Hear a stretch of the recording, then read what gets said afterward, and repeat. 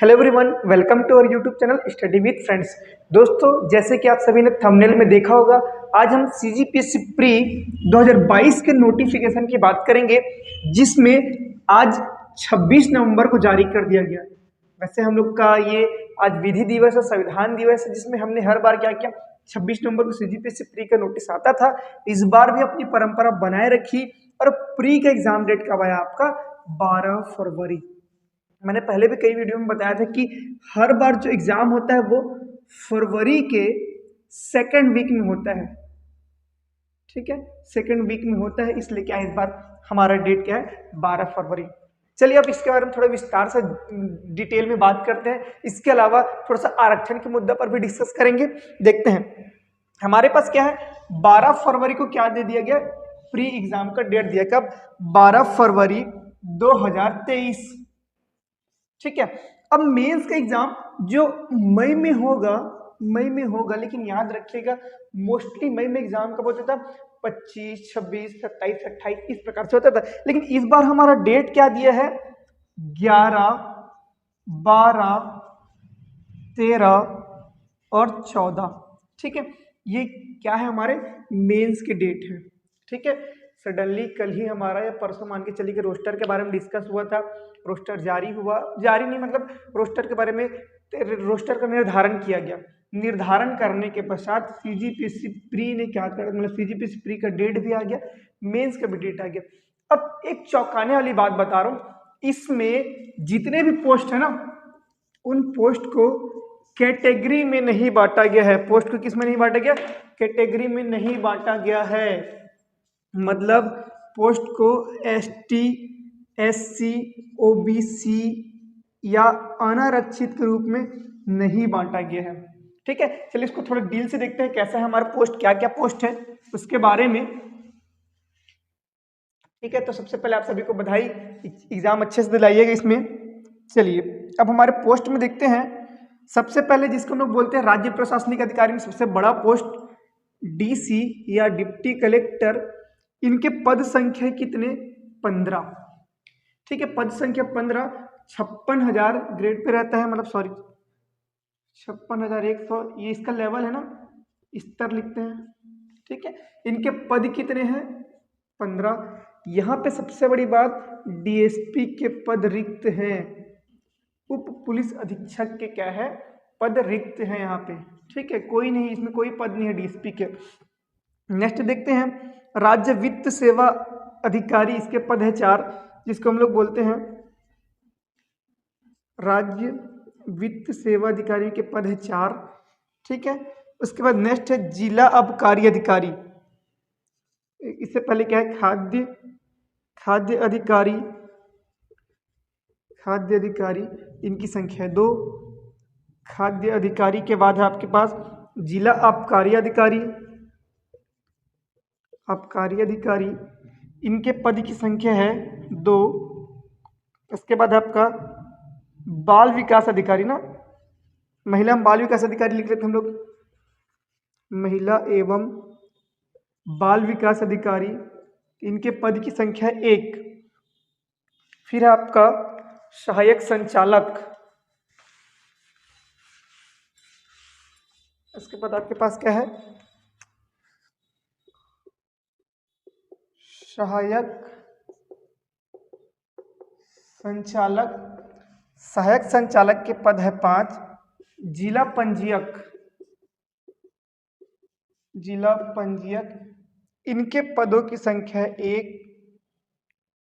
कर सहायक आयुक्त, कर सहायक आयुक्त इनके पदों की संख्या 7। अधीक्षक जेल, अधीक्षक जेल इनके पद की संख्या 3। रोजगार अधिकारी, रोजगार अधिकारी के पद की संख्या 1। ठीक है, तो यहां से जो पद है ना, इतने पूरे कितने आपके? 5600 ग्रेड पे इस स्तर के पद है। ठीक है, इसके बाद के पद हैं जैसे कि हमारे पास क्या हो जाएगा इसके बाद? बाल विकास परियोजना, बाल विकास परियोजना अधिकारी, ठीक है। इनके पदों की संख्या है 9, ठीक है। फिर छत्तीसगढ़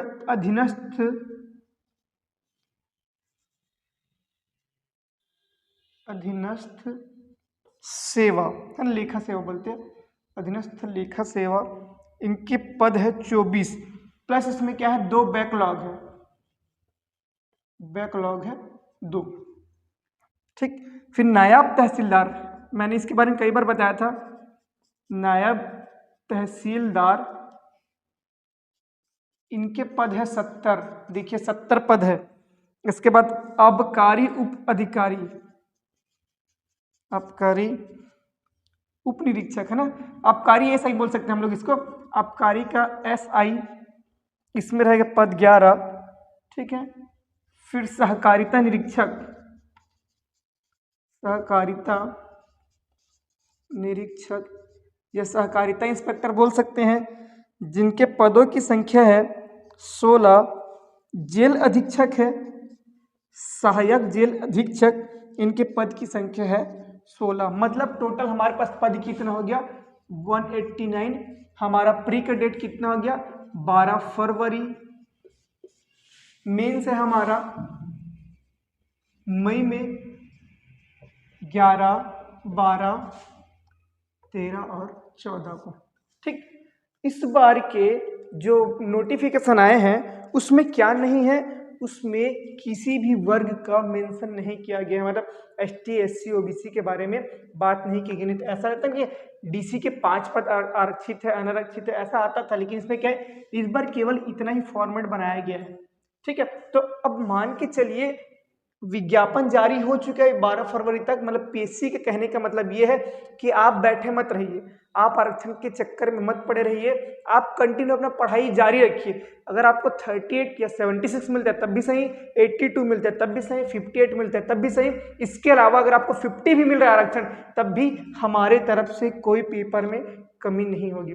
अब ये आ गया, इसका मतलब ये कि आयोग चाहेगा ना, आयोग चाहेगा कि पुराना एग्जाम जो हुआ था उसका रिजल्ट जल्द है, तो पुराना एग्जाम के लिए क्या करेगा, रोस्टर जारी होगा, रोस्टर जारी होगा। इसके अलावा आप देखे होंगे कि जो हमारे राज्यपाल महोदय है उन्होंने भी कह दिया कि अगर हमारे पास क्या आता है, संविधान संशोधन मतलब संशोधन का वो आता है, विधेयक आता है, उसको हम पारित अवश्य करेंगे, ठीक है। इसके अलावा एक और चीज याद रखिएगा, आरक्षण के मुद्दे में एक वर्ड है पटेल आयोग, पटेल आयोग।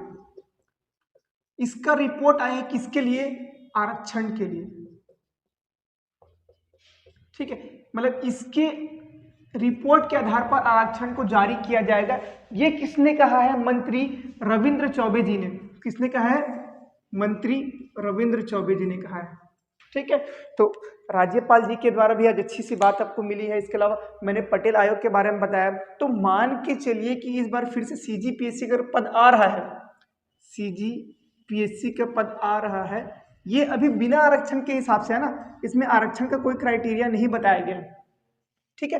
तो आरक्षण का कोई क्राइटेरिया नहीं, इसका मतलब ये कि आपको ये बूस्ट करने के लिए है। ये आपको किस लिए आया है, ये एग्जाम आपको बूस्ट करने के लिए आया है कि हाँ आप अपनी तैयारी जारी रखिए, सरकार अपना काम कर रही है, आप छात्र हो, आप अपना काम करो। बार बार बहकावे में मत आओ कि एग्जाम होगा, रोस्टर खत्म होगा, ये होगा वो होगा। अगर आप पढ़ के रख रहे हो किसी चीज को, है ना, किसी चीज को पढ़ के रख रहे हो तो वो आपके लिए बेनिफिट रहेगा ही, अगर एग्जाम 5 दिन बाद हो या 10 दिन बाद हो। अक्सर ऐसा देखा गया है जब भी पेपर पोस्टपोन होता है तो जो पहले से पढ़ते आ रहे हैं वो बच्चे पीछे रह जाते हैं, और पेपर पोस्टपोन होने के बाद जो पढ़ते हैं वो आगे बढ़ जाते हैं, ठीक है। तो इस बार आगे पीछे वाली बात ना करिए, क्या रहेंगे, पेपर आए या लेट से आए या बहुत लेट से आए, पेपर आएगा ये तो तय है, पेपर आए लेट से आए या बहुत लेट से आए, लेकिन आपको क्या करना है, पढ़ना ही है। CGPSC प्री आपको साक्षात एग्जाम्पल दे दिया कि मैं अपने काम में पीछे नहीं हूं, तो आप भी पीछे मत रहिए। देखिए पिछले वर्ष का जो हमारा PSC का एग्जाम का रिजल्ट है ना, इंटरव्यू का लिस्ट है, वो जारी नहीं हुआ, उसके लिए भी बस PSC वेट कर रहा है। आप जारी करो अक्षर रोस्टर को, मैं रिजल्ट जारी करूंगा। इनके चक्कर में मतलब ये कि वो अपना काम को रोक कर नहीं रखने वाले, ठीक। टारगेट बना लो, 189 पोस्ट है, ठीक है। इस 189 पोस्ट में आपको कौन सा पद लेना है, किस पद के आप ज़्यादा इच्छुक हो, ये आप क्राइटेरिया बनाइए और पढ़ना आज चालू करिए।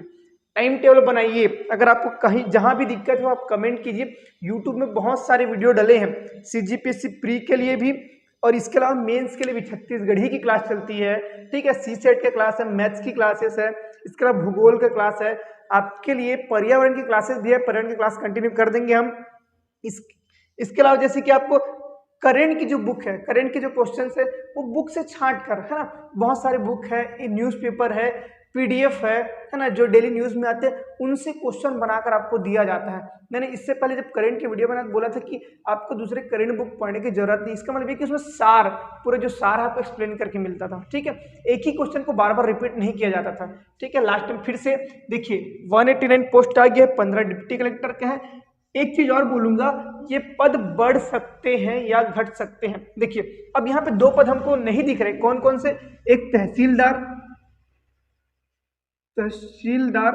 और एक हमारा DSP हो गया। ये दोनों पद नहीं दिख रहे, मतलब हो सकता है कि शायद उन क्षेत्रों में इसकी बात नहीं कही हुई जहाँ पे तहसीलदार को प्रमोशन होना हो सकता है। नया तहसीलदार प्रमोट होकर क्या हो जाएंगे, तहसीलदार बनेंगे, तो तहसीलदार के पद ना आए, ठीक है।